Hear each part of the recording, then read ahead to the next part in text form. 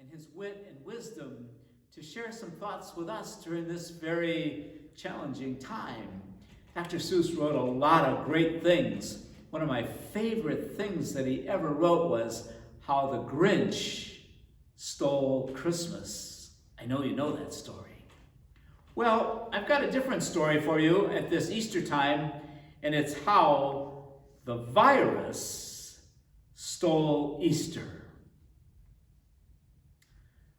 'Twas late in 19 when the virus began, bringing chaos and fear to all people, each land. People were sick, hospitals full, doctors overwhelmed, no one in school. As winter gave way to the promise of spring, the virus raged on, touching peasant and king. People hid in their homes from the enemy unseen. They YouTubed and Zoomed, social distanced and cleaned. April approached and churches were closed.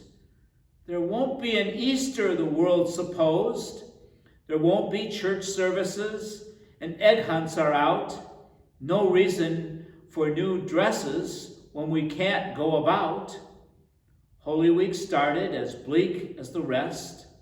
The world was focused on masks and on tests. Easter can't happen this year, it proclaimed. Online and at home, it just won't be the same. Holy Thursday, Good Friday, the days came and went. The virus pressed on. It just would not relent. The world woke Sunday, and nothing had changed. The virus still menaced, the people estranged. Pooh-pooh to the saints, the world was grumbling. They're finding out now that no Easter is coming. They're just waking up. We know just what they'll do. Their mouths will hang open a minute or two, and then all the saints will cry out, "Pooh-hoo!" That noise, said the world, will be something to hear. So it paused, and the world put a hand to its ear. And it did hear a sound coming through all the skies. It started down low, then it started to rise. But the sound wasn't depressed. Why, this sound was triumphant. It couldn't be so, but it grew with abundance. The world stared around, popping its eyes. Then it shook. What it saw was a shocking surprise.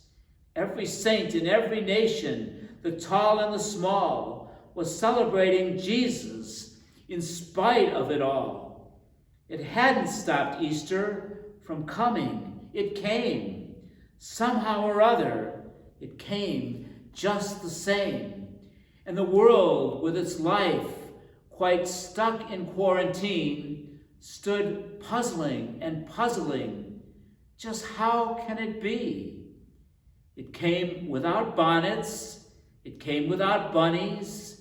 It came without egg hunts, cantatas, or money. And the world thought of something it hadn't before.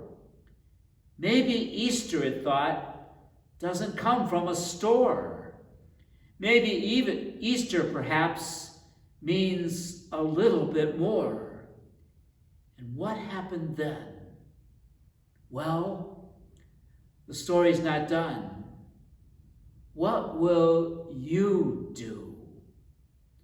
Will you share that one or two or more people needing hope in this night? Will you share the source of your life in this fight? The churches are empty, but so is the tomb.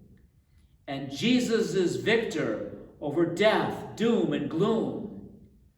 So this year at Easter, let this be our prayer.